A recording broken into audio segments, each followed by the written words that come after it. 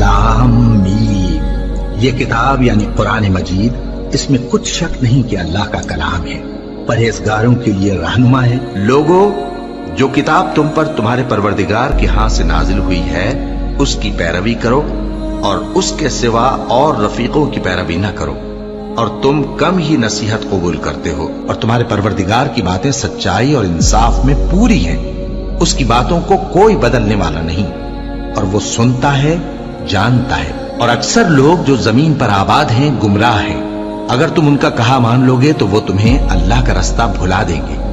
ये महज गुमान के पीछे चलते और निरे अटकल के तीर चलाते हैं।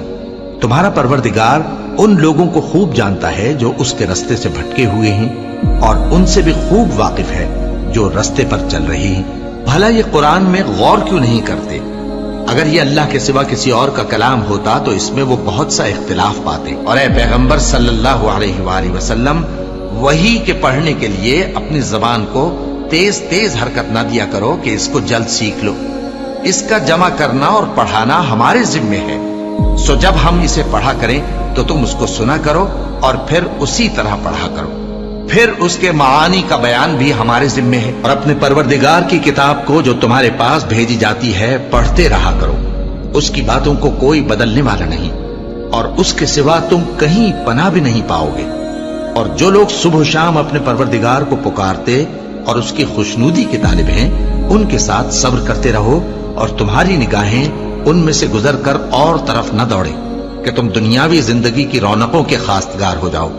और जिस शख्स के दिल को हमने अपनी याद से गाफिल कर दिया है और वो अपनी ख्वाहिश की पैरवी करता है और उसका काम हद से बढ़ गया है, उसका कहा न मानना। और कह दो कि लोगों, ये कुरान तुम्हारे परवरदिगार की तरफ से बरहक है, तो जो चाहे ईमान लाए और जो चाहे काफिर रहे।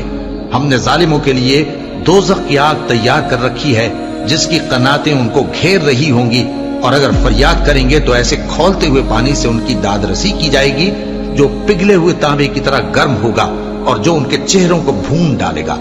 उनके पीने का पानी भी बुरा और आरामगाह भी बुरी। बेशक ये किताब नसीहत हम ही ने उतारी है और यकीनन हम इसके निगहबान हैं।